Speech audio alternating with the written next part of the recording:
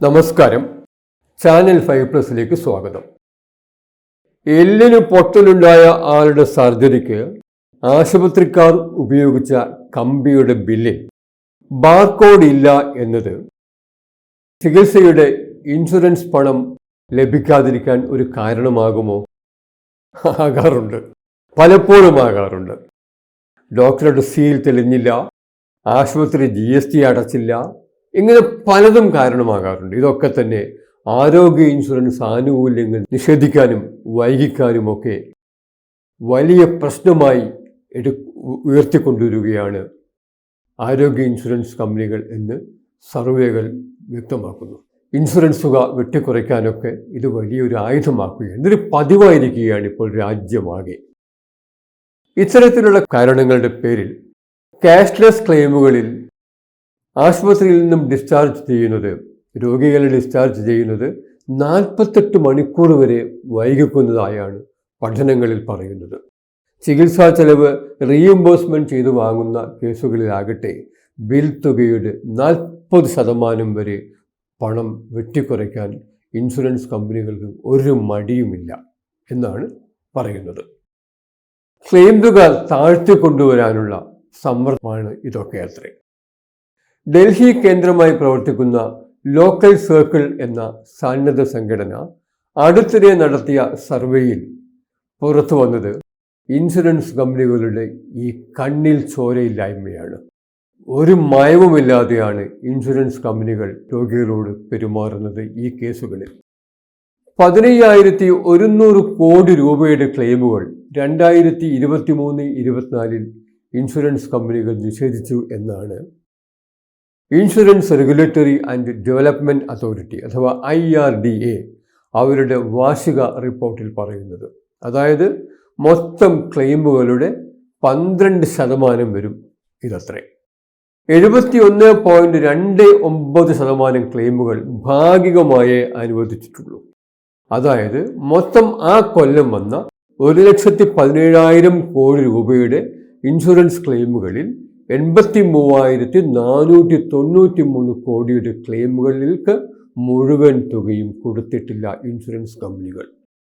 ക്ലെയിമുകൾ തള്ളുന്നതിനും അല്ലെങ്കിൽ ഭാഗികമായി തന്നെ തള്ളുന്നതിനും ഇൻഷുറൻസ് കമ്പനികൾ പറയുന്ന ന്യായങ്ങൾ അന്യായങ്ങളാണെന്നാണ് ഈ സർവേയോട് പ്രതികരിച്ച പകുതിയിലേറെ ആളുകളും പറയുന്നത്.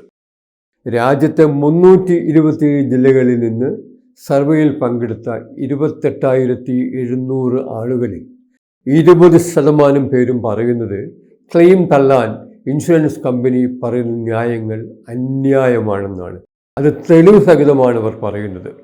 ക്ലെയിം അനുവദിക്കുന്നതിലെ കാലതാമസവും അതിന് പറയുന്ന സാങ്കേതിക വാദങ്ങളും ഇൻഷുറൻസ് കമ്പനികൾ ബോധപൂർവം തട്ടിക്കൂട്ടി ഉണ്ടാക്കുന്നതാണെന്ന് പറഞ്ഞ സർവേയിൽ പങ്കെടുത്ത 80% പേർക്കും അത് ന്യായീകരിക്കാൻ വ്യക്തമായ കാരണങ്ങൾ നിരത്താനുണ്ട്.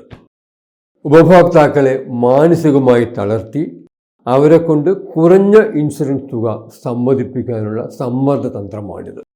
അപ്പോൾ ബാക്കി തുക സ്വന്തം കയ്യിൽ നിന്നും ഇൻഷുർഡ് ആയിട്ടുള്ള ആൾ കൊടുക്കണം. ആരോഗ്യ ഇൻഷുറൻസ് പദ്ധതികൾ ബ്ലേഡ് കമ്പനികൾക്കാൾ കഷ്ടമായാണ് പെരുമാറുന്നത് എന്നാണ് ഇത് വ്യക്തമാക്കുന്നത്.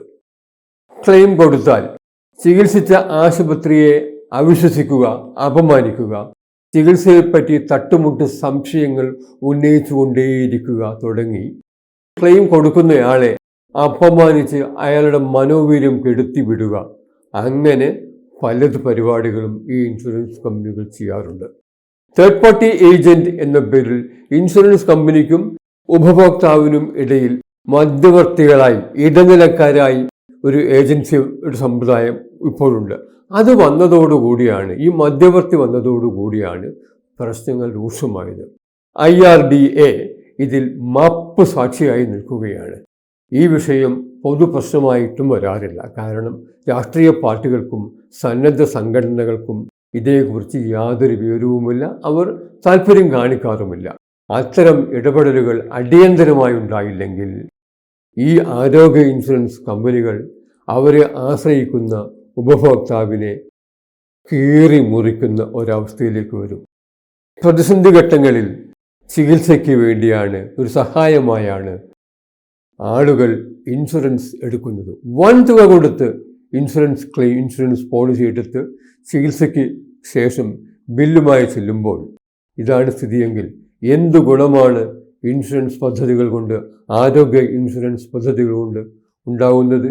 ഈ ചോദ്യം നമ്മൾ ഉച്ചത്തിൽ ചോദിക്കേണ്ട, ഉയർത്തേണ്ട കാലമായിരിക്കുന്നു. നന്ദി, നമസ്കാരം.